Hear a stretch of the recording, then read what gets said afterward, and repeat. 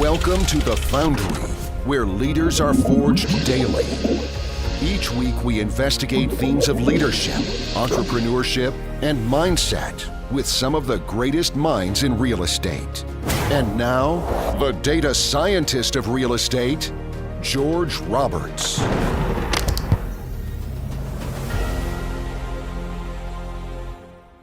Welcome back, entrepreneurs. Today, I have the pleasure of interviewing Jim Sheils, bestselling author of The Family Board Meeting and co-founder of 18 Summers, which provides family education services to entrepreneurs and professionals seeking to strengthen their family relationships while succeeding in business.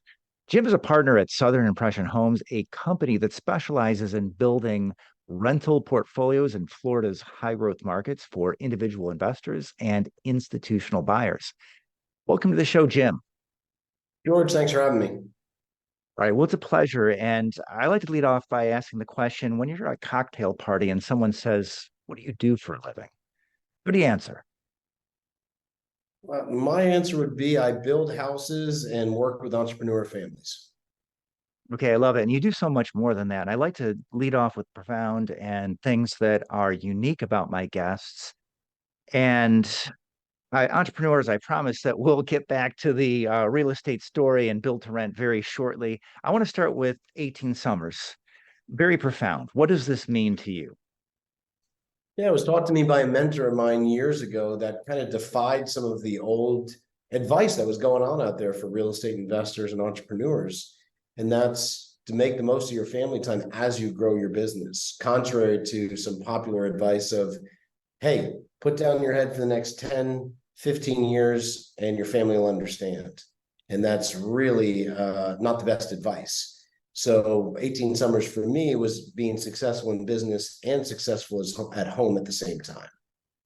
Yeah, and I love how you talk about people doing the math, because the first time I heard that, that's exactly what I did. I'm thinking like, wow, how many have I got left? I mean, it goes by so quickly. It does, yeah. And so that's a positive math equation, because there's a study out there that showed the average person will spend about 85% of the quality time they ever have with their children by the end of the 18th summer. And if you don't do those first 18 right, they usually don't want to come back for that remaining bit. But if you're intentional with those first 18, you can really set the stage and not only have 15% less time, but maybe 20, 25, 30, 35%.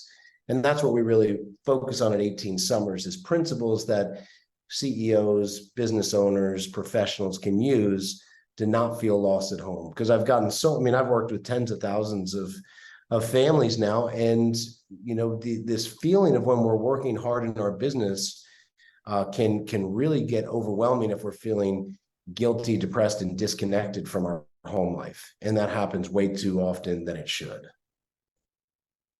Okay, yeah, I definitely want to talk a little bit more about the family board meeting, and we'll get to it in a moment. I'd also like to talk about your upcoming book. It may be in print by the time we get this underway or the show out, and I believe that's the Passive Income Playbook. Great book. I did have an opportunity to take a brief preview of that. If you go and download his first book, you'll get the opportunity to scan a QR code for that. But so in your book, The Family Board Meeting, you explain that deep and fulfilling parenting, it's so much more than just doing parenting tasks. So like just checking in with the kids in the middle of the day because I'm self-employed and I can do that, that doesn't really cut it. So what truly makes a difference in children's lives? Full attention. And a lot of the times we're at half attention, especially as busy entrepreneurs. So it's having times of complete and total unavailability with your spouse, with your children, and not only doing it together, but also one-on-one. One-on-one time is probably what separated 18 Summers from a lot of other family support groups, because we found at an early age with our bigger family, if you would separate the parts and strengthen the whole and spend one-on-one time with each of your children, with your spouse, that would actually do better for the family than just being together all the time. So yeah, what I love about this message is it's something I think really appeals to entrepreneurs, which is really our audience here, busy people. It's not about spending a lot of time, right? You feel like, hey, I've got to focus on my business. It's about spending quality time. And I think that that's really huge. You issue a challenge in your book. You ask, know, hey, when was the last time you spent an entire day with your kids with no electronic distractions, right? It's hard to say. Yeah, for A sure. lot of us say never. I mean, I remember I went to Trail Life. We spent a few days. That's one of the rules, right? We just leave all the electronic distractions at home. We just Mhm. get out in nature. But short of doing that, it's not very easy to do. No, no, and that's why you have to have the discipline to not give up electronics, but have time and space. We call it intermittent tech fasting. Just have periods of time when you are just not willing to be connected. It goes Yeah. off, and whatever happens while that phone's off for a date with your wife or a date with your child, so be it. You have to learn to be able to operate without being connected for 3 to 4 hours at a time for the people you care about the most. Yeah, really profound. And I believe that's principle 8 from your book. And I love it. And so I want to take a deeper look with a case study. I'll tell you about I believe I did a board meeting with my son, and you can tell me how I did. Okay. So entrepreneurs, I want you to know, as you already know, there's no point in reading a book unless you're going to take action. And I want you to know that I actually put these principles in these books and other authors that I do interview into place in my life. So we went to a 6-hour Metallica concert. We had about a 2-hour round trip commute, had a debrief on the way home, and then also a little bit the next morning. You know how it is. It's a little hard. It's like, Dad, this is cringe, but did our best to get the debrief in there. So okay, what do you think? Like, what are some of the principles there, and how did I do? Yeah, I think it's great. As I like Metallica, as long as your son likes Metallica, that's fantastic. It's a great way to bond.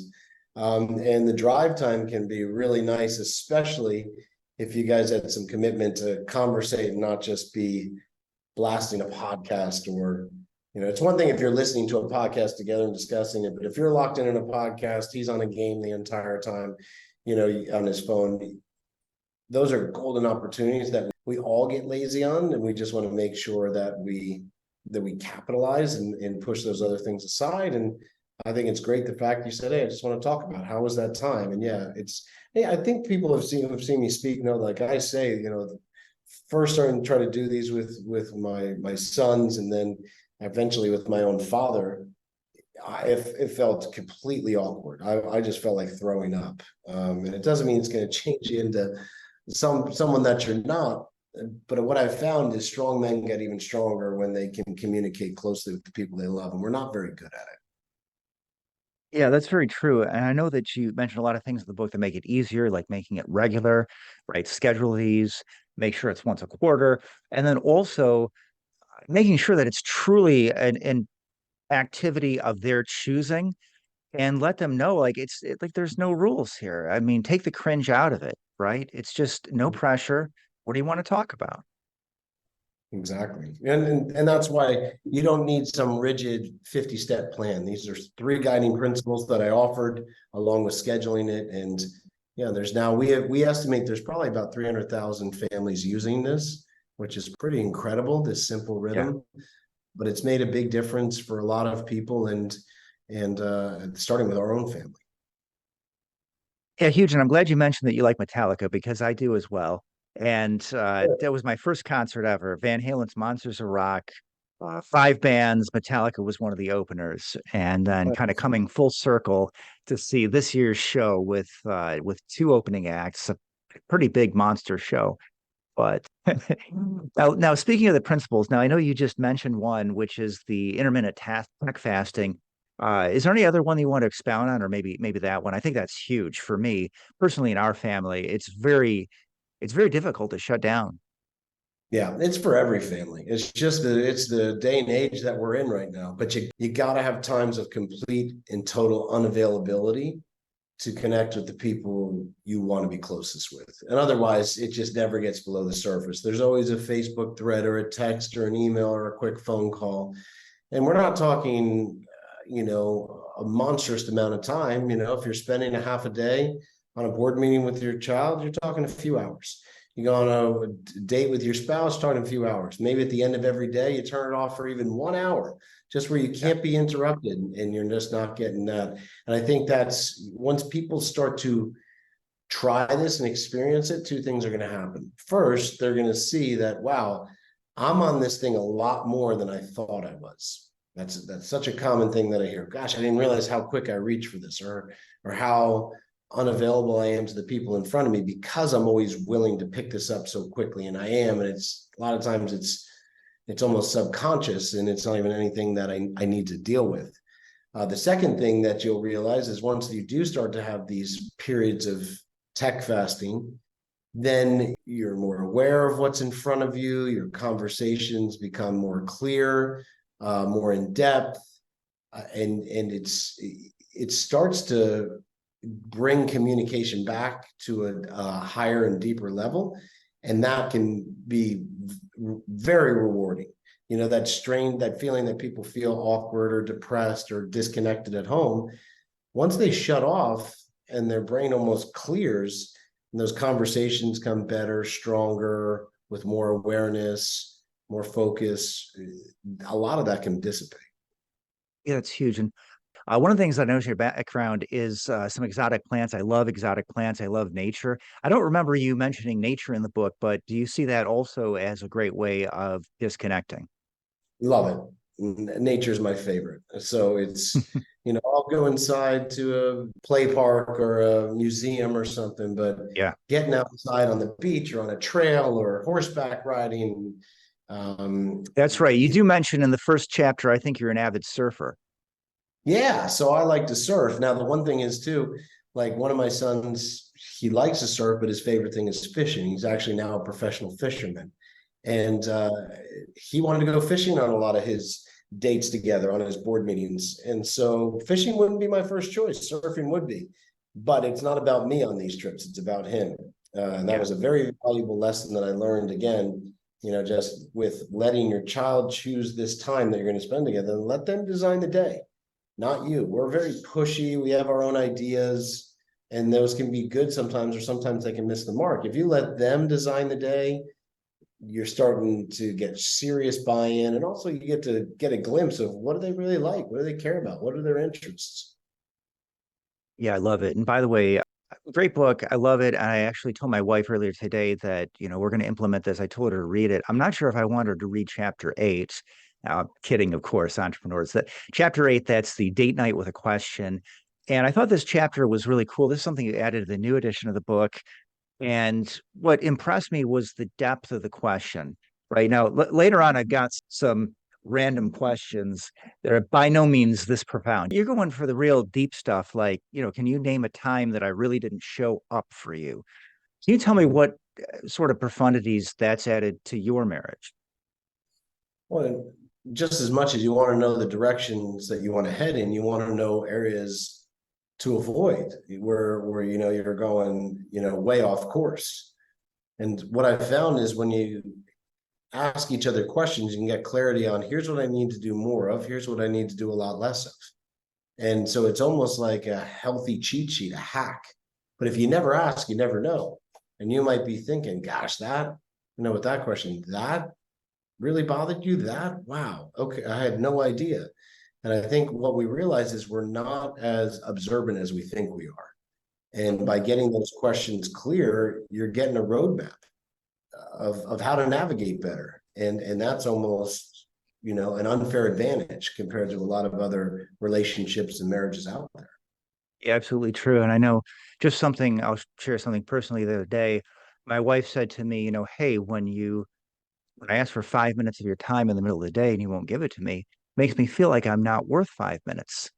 And, Mm. of course I try to explain to her, hey, I'm putting out fires and, you got to understand. But today she asked me just to break down some boxes, or usually she'll ask me to just chop something in the middle of the day, just be the sous chef. And I thought about that and I thought, we had that conversation and I thought, wow, you know what? I just put out a fire. Okay. I just put out a fire in my work. Yeah, I can give you this 5 minutes. So yeah, it's pretty amazing what these profound questions and being willing to listen to these profound answers and actually make a change, maybe a small change. And I love how you say, hey, that's what bothered you. I mean, really, isn't that what life is all about? Communication. you hear things that you never, ever would have expected. Yeah. Yeah. Miscommunication is quite a roadblock that we can all take down. And that's just Yeah. by asking questions. All right. Well, here, maybe we should just finish the book section of the interview right now by asking you about your passive income playbook. So I'll keep it brief because again, it's not out yet. I haven't been able to read the whole thing, but it looks like you've got a lot of great suggestions. I would say it's a great book for beginners as well as more advanced investors. You're helping people figure out how to build that passive income, and you're giving them a lot of actionable suggestions. But one of the things I noticed is that you seem to take a sort of expansive view of passive income, like for example, rental properties. Right. There's a lot of work involved in that, but again, the money keeps coming in, et cetera. So who exactly is your who are you pitching the book to? Is this is not just for people who are investing, like say, passively in syndication. This is also for people, as I understand, that are looking to grow in real estate, correct? Yeah, so we do not offer funds or syndications. We only offer direct property ownership. Mhm. That's something that made us different. We've done funds and syndications, but watching overall, like our fund investors made good money, but our direct property owners have done even better. And so there's not many options out there, and we want to fulfill the niche of people that want to own their own rental portfolios. So, most of our people are very successful in their business or their career, and they want to be in real estate. They know the fundamentals of what real estate can provide, but they just don't have the team. It's not in their backyard, and they really don't want to take on a second or third job. And those are the people that we work with to help build these portfolios. We have just under 1,000 active investors right now. Yeah, I love it. So then I hope people out there listening, this is not just for people who are trying to build the passive income. People who think of themselves as very active, I think might have a lot of benefit to get from this book. And so I suppose that's the perfect segue because now we're talking about your company. And one of the things I find most interesting, I know you've done a lot of things. You've, I think, done over 2,000 fix and flips, et cetera. But the build to rent space is something that I find very fascinating. Before we get into build to rent, let's talk about the housing crisis because I feel like this is really what set this up. If we hadn't had such a long hiatus, maybe a strong word, but we really haven't seen normal levels of building. Or what are we looking at now? 16 years? Yeah, pre 2008. Hmm. Ever since then, when that really put a stifling on the real estate market. And although the real estate market has rebounded nicely, the building, especially the building of affordable units, affordable type properties, has been incredibly low and also well behind. Like areas in Florida that we work on, they're years behind on needed rental inventory today. And that's all telling that, yeah, you're not talking 6 months, you're talking 16 years of when building was supposed to be where it's at. And as our population continues to grow, and projections for the US, by 2050 are another 100 million people. That's a lot of people to serve housing for, and Yeah. we just don't. Yeah, huge. Yeah. There are 16 years of growth, and we don't have 16 years worth of houses. Coming from building family, I totally understand how it is when we can't already build enough houses. It's so easy just to go into that most profitable niche, which is, of Yeah. course, the luxury homes. And there's nothing wrong with that, but it doesn't really house the entire nation. And at that point, we really need new solutions. And I think build to rent obviously is one of those, finding a great way to build in a way that's economical, build a product that a lot of people, I mean, I know it's sometimes pitched as for older people that don't want to cut the lawn, et cetera, but there are many reasons that a person may go into build to rent. Well, why don't you take it from there? Tell us, why build to rent? Well, I worked for a long time in bulk foreclosures, which are, acquiring and fixing up old houses. And that's a great way to start. It's a solid model. But when I switched to new construction, I had less headaches, less maintenance and repairs, less turnover, better growth patterns, better rent growth, better resaleability. And I was also able to go to nicer areas with better fundamentals for myself and our investor base. So build to rent just it became a 2.0 of turnkey real estate. Fixing up old houses is again something I did. I could find after starting to do build to rent that this was the 2.0 because of those fundamentals I shared. Yeah, huge. So, okay, what is different about the build to rent product? Like, what are you looking for? You start with the land. How do you make an appropriate investment in this space? I think for a lot of people, I know a lot of our people here were in apartment syndication. Someone who might not be in that business yet, give us the basics. Yeah, so with new construction, we stick to residential real estate. So we build single family duplexes and quads. So we're not really doing the apartment syndication thing. We're doing smaller units. Now we have people who have sacrificed the larger syndications to buy a few of our properties and build their own units that way. And that makes sense to me right now. One of the reasons that makes sense right now, as we do this interview, interest rates are at a 23-year high. 23-year high. And that gets even worse in the commercial world with, a higher cost to just get it fixed for a decent amount of time and lower amortization. Right now, we actually offer on our residential real estate in-house financing, and we can lock people in as low at 5% right now. And if you went to a normal bank, you're looking at 8.25%. So us pulling people in, 3% below what averages are, that gets the numbers to start syncing up right now, even in these difficult interest rate times. And that makes all the difference. So that's something that we've been helping a lot of our clients with recently, providing the solution to one of the biggest issues out there, financing and the high interest rates. Right. And I love it. And just so this doesn't get dated, recently we've seen interest rates quite close to 8%. So you're talking about a 3% spread under what's available from commercial banks. And just speaking as somebody who has a little experience, I'd love to hear you expound on this, Jim, that I think, we ain't seen nothing yet. Everybody expects interest rates to come down, but wait, what's going to happen in the meantime? They may go higher and banks may stop lending. I mean, I think it was last week, there was a story Freddie Mac has stopped doing business with its largest lender. I'm talking about here on the commercial side, and at least they've suspended business. So all these loans are going to go through more scrutiny. Well, I think that we can see the writing on the wall. They're scrutinizing things. They may be putting an end to business with one of their largest partners. I mean, these lenders, they're frightened. They see a little further than most of us do. I'm not speaking so much to the investors here, but to the general population. It's always a shock when the lenders pull back. Yeah, lending is part of the bloodline of real estate investing. I mean, the thing that takes the advantage of real estate into effect is leverage. Normally, if you buy $500,000 worth of stock, you're putting in $500,000. You buy $500,000 worth of real estate, you're putting in, $150,000. So it's that leveraging effect. And when that goes away, it can really paralyze the real estate markets.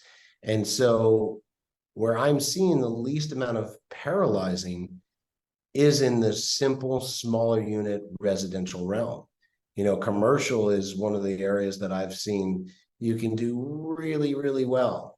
But also, there can be serious risk, especially the syndicators out there who aren't doing their numbers, or they've done their numbers, which I'm sure you've seen, George, where they've done their numbers. Well, I got to refi in 3 years, and that 3-year number that they're saying they'll be able to refi for really had no research to it, was not, wasn't aligned with what, it was poised to happen with inflation. And now they're just not sure how it's going to happen. So that'll be pretty interesting to see what we see unfold over the next 12 months, because I think you're right, especially, in certain larger things. We've even seen these, bigger groups, handing back large hotel buildings with 30 million equity in them, and they're giving them up because it's, they don't feel it's worth it to continue with it. Yeah, pretty amazing. And I think that in the future, it's going to be the people who are able to pivot. I mean, it's one thing to go and make projections, and nobody knows the future. And some of those projections, I think, might have been quite rosy, even giving information at the time. But clearly, these are turbulent times, and you not only, in my mind, have to make appropriate projections and do your sensitivity analysis, your scenario analysis, you've really got to be able to pivot. I mean, I put a lot of stock in having reserves both within the business as well as personally.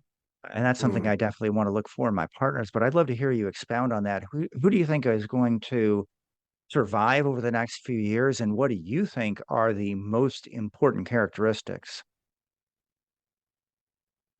I think that affordable housing is going to survive because it's needed. Mhm. And I think that's something that you have to look for and pay attention to. I also think that we're in a very interesting time in the US of where people are going to be more comfortable putting their money by state. And this really for real estate investors is what are the landlord laws?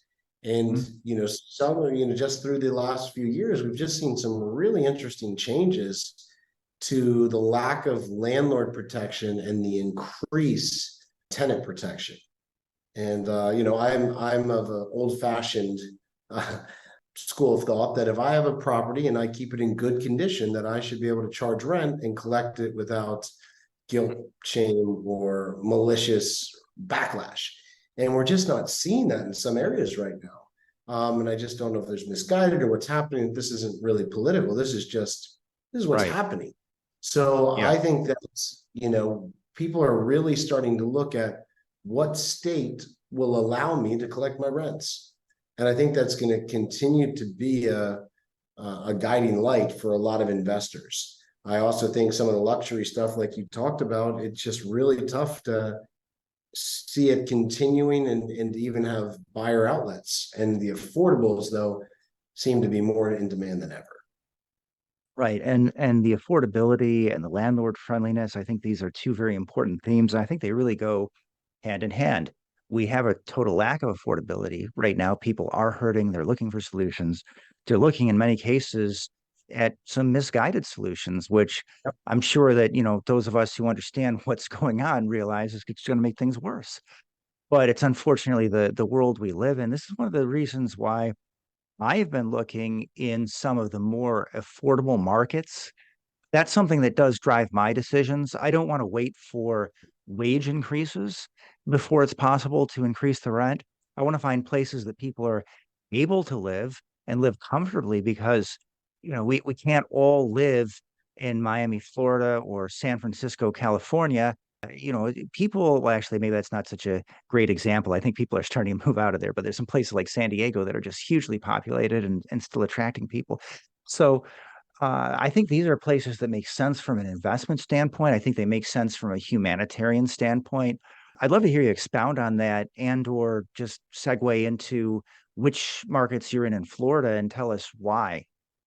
Yeah, well, we are, a lot of people think of Florida, they think of Miami, they think of Mhm. Orlando, they Tampa. We don't invest in any of those markets, George. And the reason why is the fundamental numbers don't work very well. We want to get cash flow. And we also, I don't depend on appreciation, but I want to do my best to get in its way.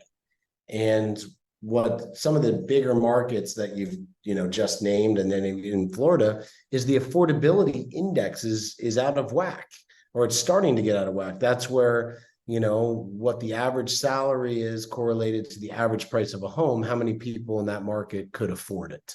And if it's a very low affordability index number, that's a good thing. If it's high, then you have to people need to be able to afford the house that they're living in that market for. And when that goes out of whack, that's a problem. The second tier markets we build in Florida have a great affordability index. That means the average family income could afford the average median home for that area. What's that score look like? Wow, it's a good score. Okay, that means they're probably poised for growth, especially if there's economic growth and population growth happening around that area, which a lot of areas in Florida there is. So our focus, George, is these second tier markets. And again, we're only working in new construction. I used to do a lot of foreclosures, a lot of full renovations on older homes. And we've just found that the new construction is a better way for not only us, but for our clients to have less headaches and less surprises. and better overall growth. And let's face it, both of us have owned property for years. Those first 3 to 5 years, you're seeding. You are seeding the ground with that property. And, as 3 to 5 years, you get through that first 3 to 5 years, the wind will start to become more and more at your back. At least some of that, properties I've owned for a long time. You've gone through a few cycles. The values have gone up. The rents have gone up, and now you have a momentum where you're sitting in a really good position. And that's something that we look for what we're doing, especially through new construction. All right, I think just one more comment on the affordability dead horse, and we'll stop beating that. But I really think it's twofold, and I think you've sort of hit on that. And I'd just like to call it out that we're talking about projections here, first of all, and it's much easier to see positive projections and decent returns. That's to say, the upside when you're starting out in something affordable. But there's also the downside. I mean, when it really hits the fan, do you want to be in a market that's already priced to perfection, or do you want to be someplace where, hey, we've got a little room already? Yeah, exactly. And I think there's a lot to that. And you want to, if things go sideways in a market, and again, there has never been a span within a 10-year period where it hasn't been good to buy real estate in the US, ever. So you look at, let's say 2007, the worst time to buy a property in the last 100 years at least, even worse than the Great Depression. But if you fast forward to 10 years, and even before that, but the 10-year marker, you were sitting in a really good position 10 years later, even if you bought at the absolute peak of 2007. And this is something that you have to look for. If you're willing to go long-term and you have holding power and your properties are in good condition and not in bad areas, that's what I found. If you have holding power, which comes from being into the property right, but right includes condition and area. And what I saw sink a lot of people in 2007 was they owned properties in tough neighborhoods that had a lot of deferred maintenance. And that deferred maintenance bill came calling a lot higher than they expected, which caused more downtime on their rental. And the tougher neighborhoods got tougher, and it was not a pretty sight. Yeah, quite a spiral. And of course, you can't just fight the last war. It's different this time. Now we've got high interest rates. So if you've got that deferred maintenance, you're not going to be able to finance that anywhere like you could last time. Of course, last time people weren't lending, we could be in that situation very shortly. But now we may be in a situation where people are just not lending, and the interest rates, if you can get them, are super high. So yeah, I think a lot of wisdom right there. But with that, I'd just love to head into our rapid fire round. What do you say? You ready? Let's do it. All right. Okay. If you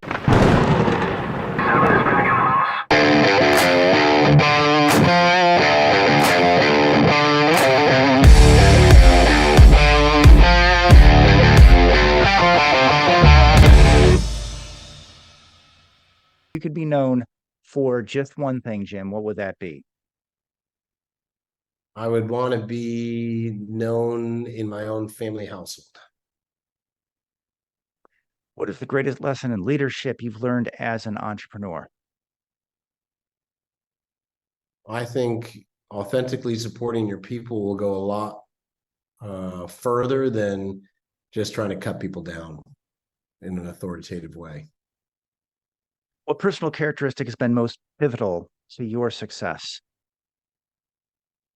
I would say my perseverance. All right, so now it's time for the random question. All right, so it's not like the date night question, like I said earlier. Okay, this could be profound, probably something just highly silly. Just tell me when to stop cutting the deck. Stop. All right.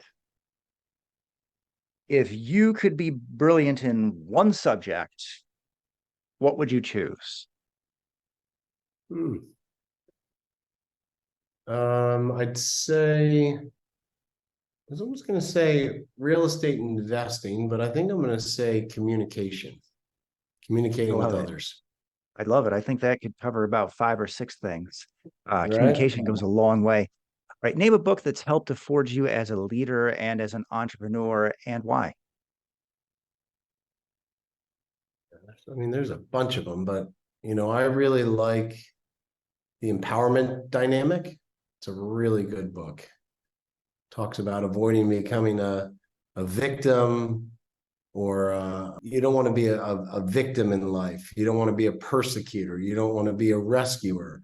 And it goes through a real good fable story. I was a part of a leadership program, but it's a great book to show you how to avoid that drama triangle of life that so many people get caught in, playing the victim, playing the persecutor, playing the rescuer. That's exhausting, and I don't want to live that way. What's the biggest hurdle you've overcome in your business in the last year, and what did it teach you? I'd say the biggest hurdle in the last year has been interest rates. We jumped to a 23-year high, and our investors look for cash flow. So being able to solve the interest rate issue, it showed that as long as you are methodical and well-funded and level-headed, you can usually find solutions to help create a better today, even if things around you are not good. Can you send us out with a quote to help forge our listeners as leaders and entrepreneurs? Say that one again. Oh yeah, just a quick quote, something you live by. I would say have the hard conversations. Love it, love it. They're beautiful. And I think for those who are willing to have those hard conversations, will get a lot out of your book.